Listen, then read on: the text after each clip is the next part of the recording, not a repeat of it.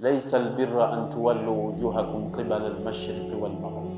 Sidhania kwamba wema na ucha Mungu ni mtu kuelekeza uso wake akafanya mambo yale na haya akajiona kwamba ndio katika wema, lakini Allah anaufunga wema katika haya yafuatayo: walakinna albirra man amana billahi wal yawmil akhir wal malaikati wal kitabi wan nabiyyin. Wema sio kuelekeza nyuso ukaswali, wema sio kufanya mambo fulani ukaona ndio unatenda wema. Allah anaufunga wema kwa hizi sifa zifuatazo: al-imanu billah. Angalia imani yako ya kumwamini Mwenyezi Mungu iko kiasi gani. Leo wangapi tunatetereka na mambo ya riziki na tunadai tuna imani ya kumwamini Mwenyezi Mungu Subhanahu wa Ta'ala. Tuko tayari kudhulumu wenzetu kwa ajili ya riziki yetu itufikie, kwa sababu hatuna imani ya Mwenyezi Mungu Subhanahu wa Ta'ala. Kama una imani kweli ya kumwamini Mwenyezi Mungu huwa raziq, kwamba yeye ndiye anatoa riziki, hivi kweli unaweza kuwa muongo katika miamala yako? Uongo unauendea kwa sababu wewe huna imani iliyokamilika ya kumwamini Mwenyezi Mungu Subhanahu wa Ta'ala.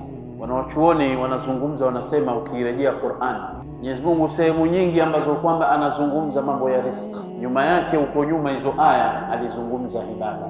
Sehemu nyingi Allah anapozungumza ibada akifuatisha baada yake huwa anafuatisha suala la riziki. Mfano maarufu, aya sote tumehifadhi katika suratul Dhariyat.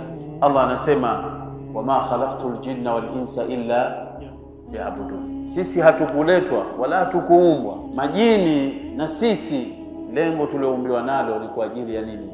Ya ibada. Sasa kama vile mja anajiuliza kwenye nafsi yake, nimeletwa kwa ajili ya ibada, riziki yangu nayo ni vipi? Nani atakayenisimamia riziki yangu? Fanya ibada, tuna riziki vipi?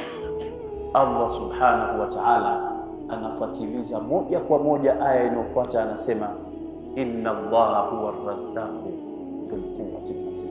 Suala linazungumzwa la ibada, wama khalaqtul jinna wal insa illa liya'budun ma uridu minhum min rizqin wama uridu an yut'imun inna Allaha huwa ar-razzaqu dhul quwwati matin. Kana vile Allah anakuwekea pazia, unatakiwa utulizane, kuna mafungamano gani baina ya ibada alafu lizungumze swala la riziki. Anataka atulize nafsi yako, usiwe muongo, uwe mkweli katika miamala yako. Na sio hapo tu, ukenda mwisho wa surati Taha, Allah Subhanahu wa Ta'ala anamwambia mtume wake, wa'mur ahlaka bis-salati, waamrishe watu wako kuswali, wastabir alaiha, na peaneni moyo kusubirishana. Tusubiriane bwana, swala ni nzito, tuswali, tuhimizane. Mwenyezi Mungu baada yako anamwambia mtume wake, la nas'aluka rizqa nahnu narzukuka wal aqibatu littaqwa. Ibada, swala lililofuata mbele yake ni riziki. Kwa ukiwa na imani kweli ya kumwamini Mwenyezi Mungu Subhanahu wa Ta'ala, huwezi ukatetereka kwenye mambo ya riziki.